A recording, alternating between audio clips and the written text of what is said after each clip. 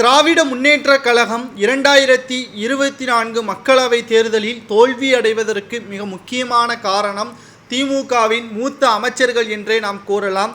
கிட்டத்தட்ட KN Nehru, Ponmudi, Thangam Thennarasu, KKS Ramachandran மற்றும் செந்தில் பாலாஜி இவர்களால் தான் திமுக இந்த மக்களவைத் தேர்தலில் தோல்வியடையும் என்றும் கருத்து கணிப்புகள் வெளியாகியிருக்கிறது.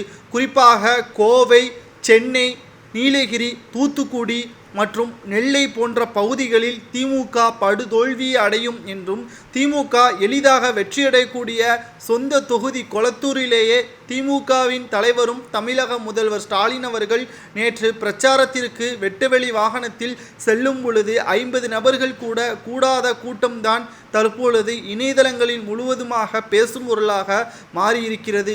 இதற்கு காரணம் திமுகவின் மூத்த அமைச்சர்கள் தாங்கள்தான் முதல்வர் என்பதற்கேற்ப மக்களை தரைக்குறைவாக பேசியதும், முதல்வர் என்ற பொறுப்பில் இருக்கக்கூடிய ஸ்டாலின் அவர்கள் தனது முதல்வர் பதவியை எந்த அளவிற்கு பயன்படுத்தினார் என்பது நமது அனைவருக்கும் தெரியும். அமைச்சர் KN நேருவாக இருக்கட்டும், பொன்முடியாக இருக்கட்டும், ஓசி பஸ், ஓசி என்று மக்களை தரைக்குறைவாக விமர்சனம் செய்ததும், நீங்கள் 1000 ரூபாய் பெற்றுக்கொண்டு மேக்கப் செட்டுகளை வாங்கிக் கொள்கிறீர்கள் என்று துரைமுருகன் அவர்களது மகன் கதிரானந்த் அவர்கள் பிரச்சாரத்திலேயே எவ்வளவு தைரியமாக பேசியுள்ளார். இவர்களுக்கா உங்களது வாக்குகள் என்று பாஜகவினர்கள் பிரச்சாரம் செய்து வந்தனர்.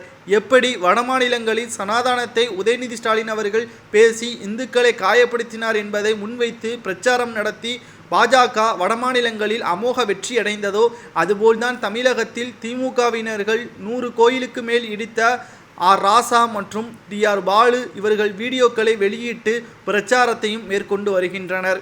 ஒன்றல்ல இரண்டல்ல 39 தொகுதிகளில் 5 இடங்களில் கூட வெற்றியடையாத அவல நிலை திமுகவிற்கு ஏற்படும் என்று பாஜக உறுதி எடுத்திருக்கிறது. மக்கள் மத்தியில் பாஜக வெற்றியடைகிறதோ தோல்வியடைகிறதோ, ஆனால் திமுக வெற்றியடையக்கூடாது, அதற்கான ஏற்பாடுகளை தான் அனைத்தும் செய்திருப்பதாக தமிழக பாஜக தலைவர் அண்ணாமலை அவர்கள் தற்பொழுது பேட்டி ஒன்றையும் கூறியுள்ளார்.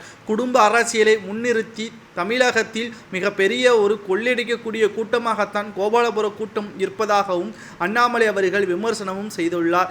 சாதாரண தொண்டன் திமுகவில் உயர்ந்த பதவிற்கு வர முடியுமா?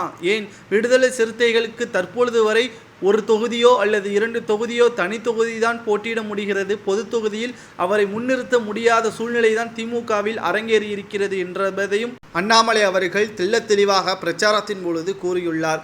பார்க்கலாம், திமுகவின் அமைச்சர்களால் தமிழகத்தில் திமுக மிக மோசமான நிலைமைக்கு தள்ளப்படுகிறதா, அண்ணாமலை அவர்கள் கூறுவது நடக்குமா என்பதை கமெண்ட் வாயிலாக மறக்காமல் கூறுங்கள். நன்றி, வணக்கம்.